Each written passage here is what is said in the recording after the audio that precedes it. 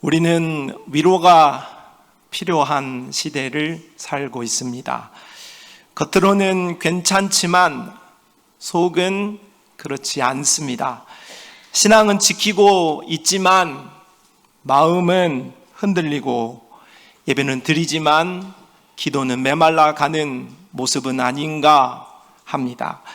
경제는 불안하고 관계는 복잡하고 몸은 쉽게 힘들고 지친 상태로 살고 있습니다. 우리 안에는 포로와 같은 마음이 그리스도 예수를 섬기고 있지만 여전한 것을 느낍니다. 하나님 왜 이렇게 깁니까? 하나님 저를 주목하지 않으십니까? 호소하는 마음 한켠의 외침이 우리 속에는 있지요. 수고하고 무거운 짐을 진 채 인생도 신앙도 이어가는 우리는 그러므로 참으로 위로가 필요한 사람들입니다.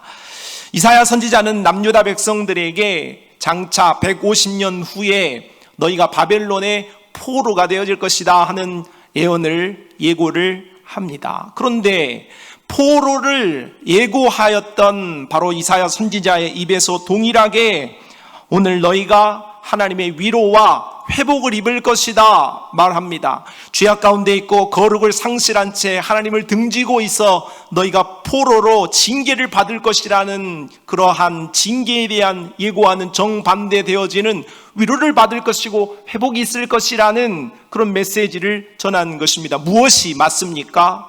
라고 생각할 수 있지만 둘 다 맞습니다. 하나님은 이것을 모순으로 사용하지 않으시고 이러한 방식이 바로 하나님의 방식이라고 합니다. 하나님은 심판의 과정을 통해서 위로와 회복을 허락하시고 고난과 어려움 속에서 정화와 순결을 주시는 분이며 하나님은 슬픔과 힘듦 속에서 위로와 성장을 허락하시는 분이시기 때문이지요. 이사야 선지자가 말한 위로, 히브리어로 나하무라는 말은 숨을 돌리게 한다 또는 마음을 돌려 새 힘을 얻게 한다 하는 뜻을 가지고 있습니다. 하나님의 위로는 절망 속에서 다시 하고 숨을 쉬게 합니다. 지침 속에서 다시 한번 힘을 내게 합니다. 마른 들에 숨이 깃들게 하는 역사가 하나님이 하시는 위로입니다. 사랑하는 성도 여러분, 하나님은 오늘 우리를 위로하기를 원하십니다. 하나님이 하시는 위로는 시작이 있고 방향이 있고 도구도 있고 목적, 완성도 있습니다. 우리는 하나님의 위로가 어디서부터 시작하고 어디를 향하여서 가며 무엇을 통하여서 이루어지고 어떠한 완성으로 나아가는지를 오늘 본문을 통하여서 살펴보고자 합니다. 오늘 이 아침에 하나님께서 오늘 위로가 필요한 심령으로 꼴딱꼴딱 숨을 쉬며 허덕이며 인생을 살아가는 여러분 모두의 심령을 하나님의 은혜로 풍성하게 충분히 적셔낼 수 있게 되기를 바랍니다. 먼저 위로의 시작입니다. 오늘 본문 1절 너희의 하나님이 이르시되 너희는 위로하라 내 백성을 위로하라 말씀합니다. 하나님은 남유다 백성들이 바벨론의 포로가 되어진 상태를 예고했습니다. 그래서 이 포로가 되어져 있는 남유다 백성들을 향하여 하나님의 말씀이 시작됩니다. 너희의 하나님이 이르시되 앞뒤가 맞지 않습니다. 포로가 된 자들입니다. 징계받은 자들입니다. 심판 가운데 있는 자들이지요. 무력함입니다. 위로가 필요한 자들입니다. 그런 상태에 있는 자들을 향하여서 우리 하나님은 포로가 되어도 내 백성이다. 죄를 지었지만 나와 멀어졌지만 내 백성이다. 피투성이가 되어 징계를 받아 찌그러져 있는 상태가 되었지만 그래도 너는 내 백성이다 말씀하시면서 그들을 위로하기를 원하십니다. 위로는 남유다의 형편으로 시작되지 않습니다. 위로는 남유다의 요청으로 시작되지 않습니다. 위로는 남유다의 자격으로 시작되어지지 않습니다. 위로는 오로지 하나님의 열심과 하나님의 작심으로 시작되어진다고 말씀합니다. 위로는 강한 자나 승자가 얻는 것이 아닙니다. 세상은 강한 자와 승자가 독식합니다. 그렇지만 위로는 정반대로 약한 자와 패배한 자와 실패한 자가 얻을 수 있습니다. 고린도후서 1장 4절 말씀, 우리의 모든 환난 중에서 우리를 위로하사 우리로 하여금 하나님께 받는 위로로서 모든 환난 중에 있는 자들을 능히 위로하게 하시는 이시로다. 아멘. 하나님은 환난을 당한 자, 도움이 필요한 자를 위로하신다고 말씀합니다. 위로는 사람으로부터 시작되어지는 것이 아니라 하나님으로부터 우리에게 주장되어지고 시작되어진다는 말씀이지요. 시편 34편 18절 말씀은 여호와는 마음이 상한 자를 가까이 하시고 중심으로 통회하는 자를 구원하신다고 말씀합니다. 여러분, 우리는 하나님 앞에 위로받을 자격이 있는 자는 아닙니다. 그렇지만은 자격이 없다고 해서 우리가 하나님의 위로를 누릴 수 없는가? 아니요. 자격이 없기 때문에 하나님의 위로를 얻을 수 있다. 오늘 우리가 하나님 앞에 나아갈 수 있는 힘이 전혀 없을지라도 하나님은 오늘 그러한 우리를 손 내미시고 찾아오셔서 위로하시는 분이신 줄로 믿으시기를 바랍니다. 하나님은 오늘 여기서 이미 나를 위로하기 시작하셨습니다. 하나님의 위로의 내용은 오늘 2절 하반절에 기록됩니다. 그 노역의 때가 끝났고 그 죄악이 사함을 받았느니라. 그의 모든 죄로 말미암아 여호와의 손에서 벌을 배나 받았느니라 할지니라 하시니라. 하나님의 위로의 내용은 노역의 때가 끝났다, 죄악이 사함을 받았다, 벌을 이미 받았다, 과거로 이야기합니다. 너가 가지고 있는 위로받기 전의 상태가 이미 끝났다. 그 말은 확실하게 위로해 주겠다는 것입니다. 화끈하게 위로해 주겠다는 거지요. 그 말씀을 2절 상반전에 이렇게 기록합니다. 너희는 예루살렘의 마음에 닿도록 말하며 그것에게 외치라 했습니다. 마음에 닿도록, 표면적인 위로가 아니라는 거죠. 깊은 내면을 아주 깊이 만져주는 위로를 허락해 주겠다는 말씀입니다. 귀에만 대고 속삭이는 정도가 아니라 마음 깊숙한 것을 터치하여서 우리를 새롭게 해주겠다라는 약속의 말씀입니다. 하나님이 시작하신 위로는 이와 같이 깊은 내면을 어루만지시는 위로이지요. 하나님은 아이를 갖지 못하여서 눈물 짓던 그 한나를 위로하셨을 때에 아이가 태어나기 전에 이미 그의 마음, 그녀의 마음은 평안하도록 하나님께서 깊이 위로하셨습니다. 예수님은 실패하여 낙심한 베드로에게 찾아가셔서 왜 그랬냐? 네가 그럴 수 있느냐? 비난하거나 책임을 따져 묻지 않으셨습니다. 반대로 네 나를 사랑하느냐? 라고 폐부를 찌르는 질문을 통하여서 완전한 자유와 위로를 허락해 주셨습니다. 그냥 겉만 위로하는 척만 하는 것이 아니라 전심으로 오늘 우리의 인생을 완전히 뒤집어 엎을 그런 하나님의 놀라우신 위로를 우리 주님이 행하시는 거지요. 시편 147편 3절 말씀에도 상심한 자들을 고치시며 그들의 상처를 싸매시는도다 했습니다. 싸맨다라는 말은 방치하지 않는다는 겁니다. 일정 부분을 남겨놓는다는 말씀이 아닙니다. 완전하신 위로, 온전하신 위로, 깊이 있는 위로, 오늘 우리의 모든 것을 아시는 그 주님이 오늘 우리를 위로하시겠다 하시는 말씀이 바로 우리를 상한 자를 싸매신다, 치료하신다 하시는 말씀입니다. 성도 여러분, 하나님은 우리의 표면이 아니라 오늘 우리의 근원, 오늘 우리가 위로받아야 할 정말 곁가지가 아니라 분류를 향한 오늘 우리의 주님의 만지심과 회복의 역사가 있게 될 줄로 믿습니다. 나는 아무런 자격도 없고 나는 아무런 능력도 없고 나는 주님 앞에 나아갈 열심도 없다 하지만 오늘 예배의 자리로, 오늘 예수님의 품으로 가까이 나아온 예배하는 우리 모든 성도들을 향하여서 우리 하나님은 완벽하게 스탠바이가 되셨습니다. 나는 너를 위로할 준비가 되었다. 나는 너희를 위로할 능력이 있다 말씀하십니다. 오늘 그 주님의 손길을 거부하지 말고 두 손 들어 아멘 하고 그 주님의 위로의 손길을 받는, 시작하신 그 위로를 오늘 우리가 경험하는 그런 역사가 일어날 수 있기를 바랍니다. 두 번째는 위로의 방향입니다. 하나님이 시작하신 위로는 따뜻한 말 정도 해주고 그냥 곁으로 끝나버리는 그런 위로가 아니라 분명한 방향이 있는 위로입니다. 3절 말씀을 읽어봅시다. 시작.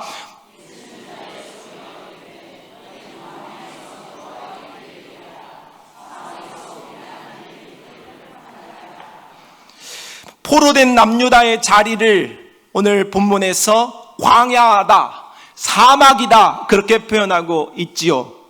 하지만 위로받는 남유다 백성들이 다시 한번 위로를 받아서 회복되어질 자리를 여호와의 길이요 하나님의 대로라 표현하고 있습니다. 그러니까 하나님의 위로의 방향은 분명합니다. 광야와 사막에 있는 자리에서 하나님의 대로로, 하나님의 영광의 자리로 이끌어내겠다 하시는 것이 바로 위로의 방향입니다.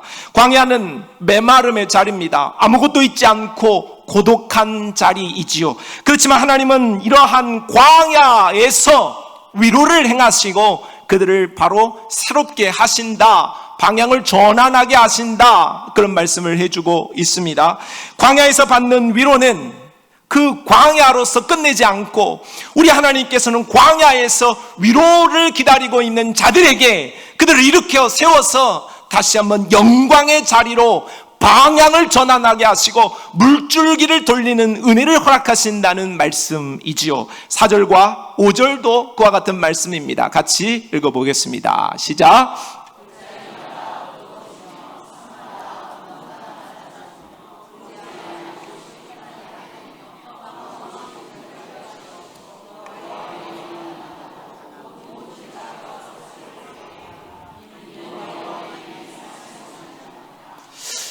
위로가 필요한 우리의 자리는 광야와 사막 같은 장소입니다.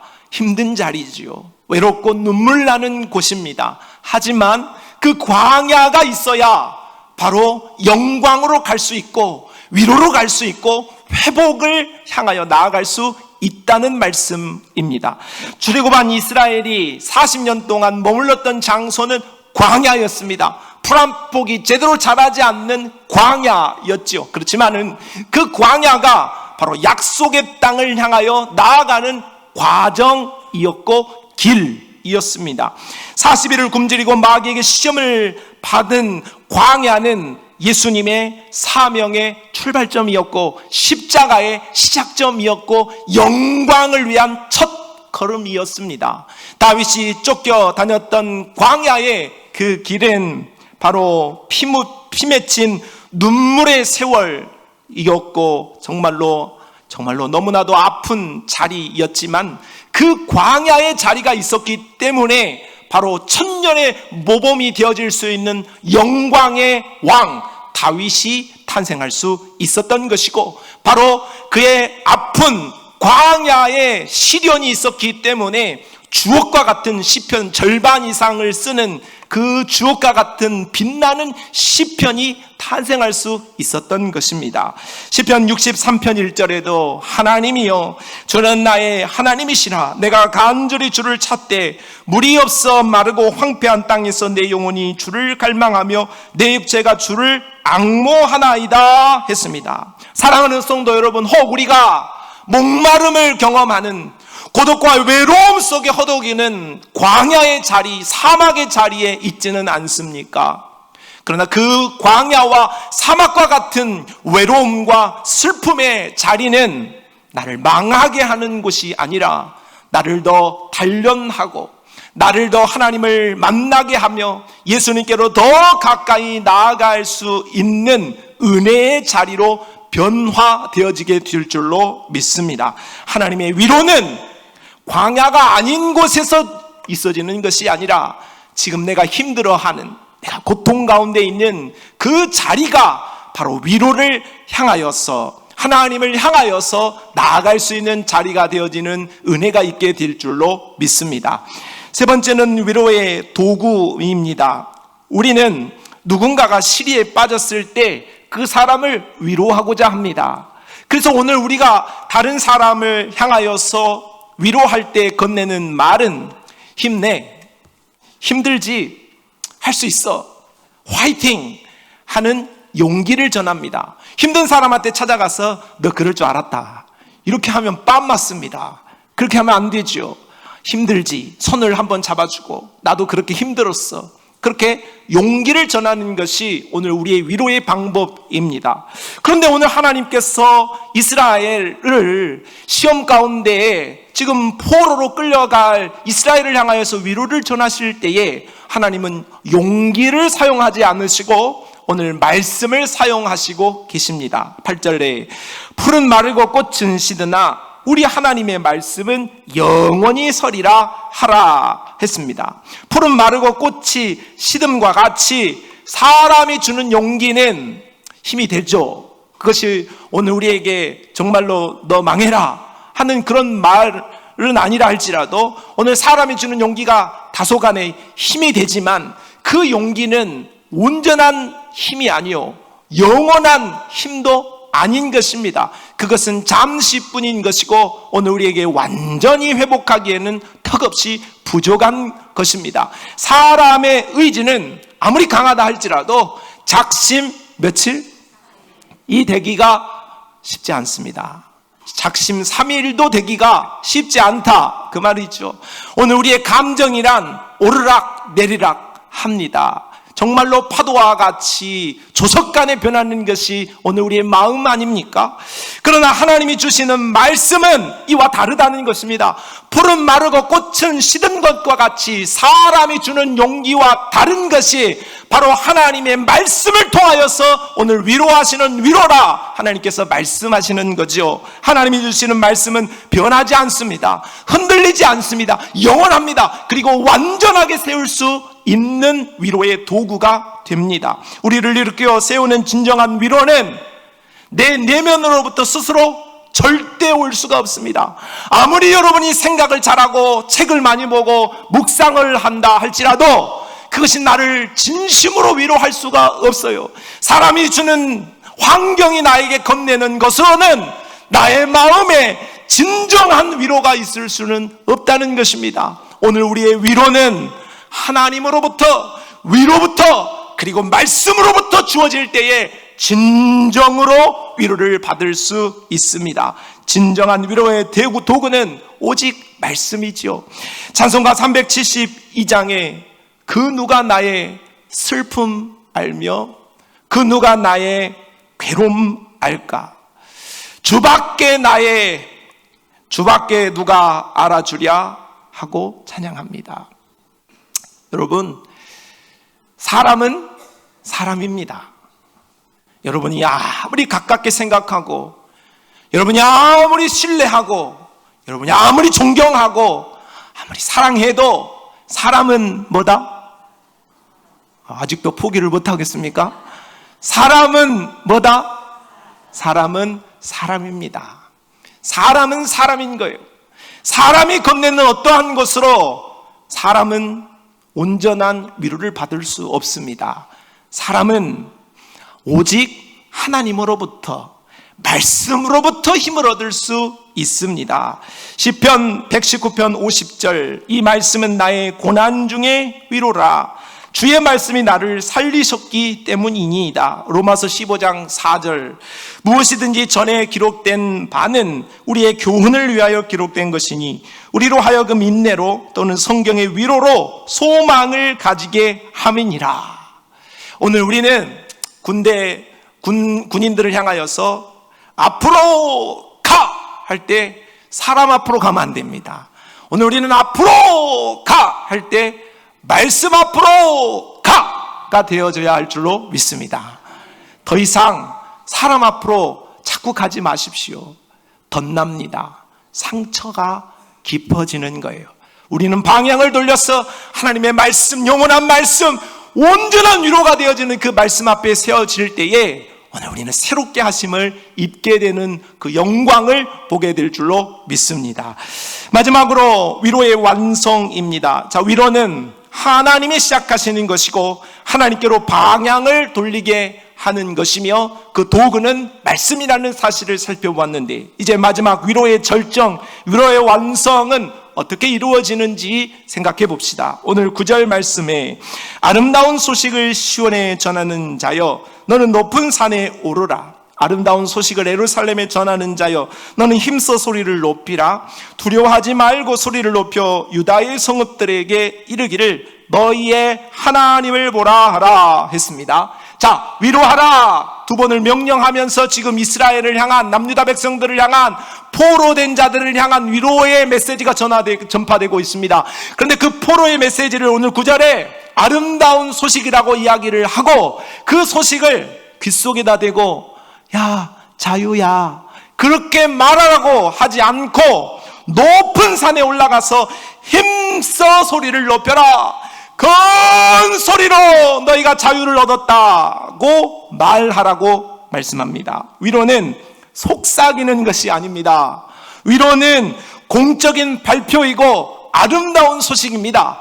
오늘 이러한 소식을 전파하는 이 아름다운 소식의 원뜻은 승전보를 전할 때 하는 일이요, 왕이 즉위할 때 하는 것입니다. 왕이 즉위할 때 우리나라의 대통령이 당선이 되어서 대통령 즉위식을 할 때에도 온 방송국에서 떠들면서 하지, 어디 벌교 장자리 와가지고 아무도 모르게 당신 대통령입니다, 그렇게 하는 법이 없지요.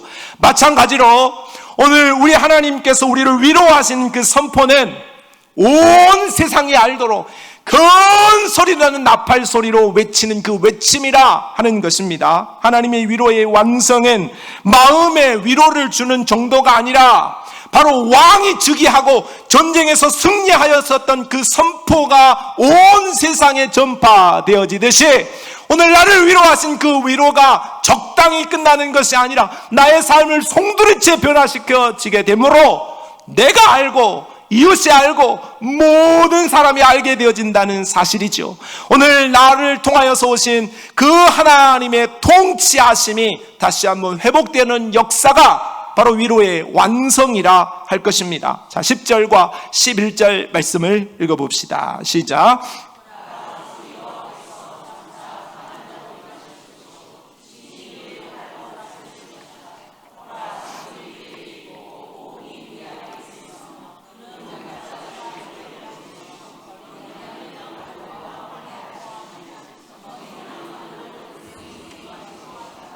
아멘. 하나님의 아들 우리 주 예수 그리스도는 이미 우리에게 왕으로 오셨습니다. 그리고 그 예수님은 우리를 통치하시고 인도하시고 오늘 우리를 크게 위로하시는 분이시죠. 그 우리 안에 이미 오신 왕, 조용히 오신 것이 아니라 오늘 우리의 모든 삶을 완전히 뒤바꾸신 그 예수 그리스도의 통치하심이 바로 오늘 우리가 위로받고자 할 때에 오늘 우리를 완전하게 위로하시고 완전하게 회복하실 뿐만 아니라 다시 한번 주님의 통치하심을 오늘 우리를 통하여 나타내시는 것이 바로 위로의 완성이라 하겠습니다.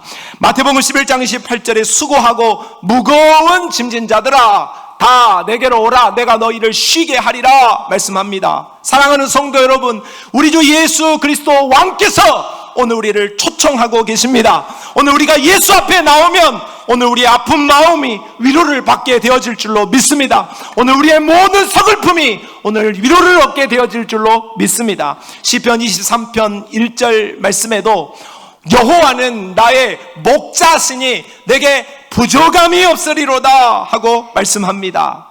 저는 이제 마지막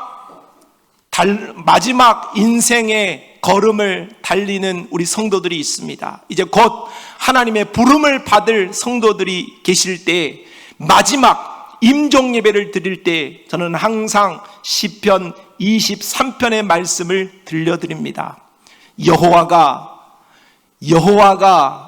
당신의 목자이십니다.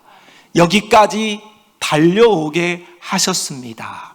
그리고 끝까지 붙들어 주실 겁니다 하고 하나님의 말씀을 증거합니다. 성도 여러분, 그래요. 오늘 우리는 하나님이 우리의 목자이십니다.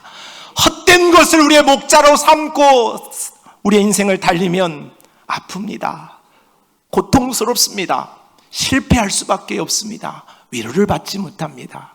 하지만 우리의 유일하신 왕 예수 그리스도의 통치 앞에 서게 되어진다면, 목자 되시는 그 예수 그리스도 앞에 세워진다면 우리는 완전한 예수 그리스도의 통치를 경험하고 그분의 인도하심을 경험하며 완전한 위로를 얻게 되어질 줄로 믿습니다.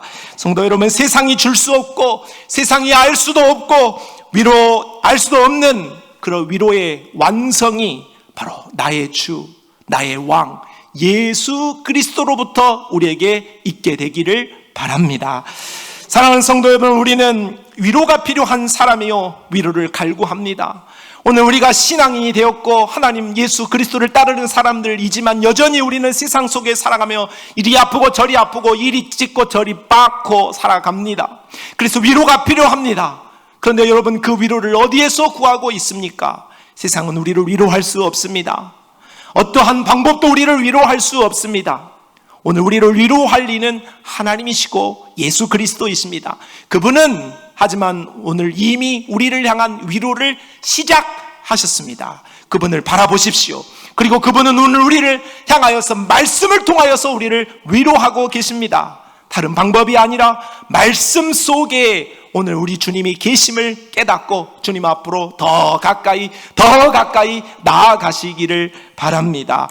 광야의 길을 내시고 말씀으로 붙드시고 마침내 목자처럼 우리를 안아주실 그분, 환경을 보지 말고 나 자신만 보지 말고 바로 예수 그리스도 그분을 바라봄으로 완전하신 위로를 경험하여서 오늘 우리가 예수를 믿고 마지막 주님의 부르심을 받는 그 순간까지 고통과 눈물 속에 살아가지 말고 천국을 이 땅에서 온전하게 누릴 수 있는 하나님의 백성, 천국의 백성들이 다 되시기를 예수님의 이름으로 축복합니다.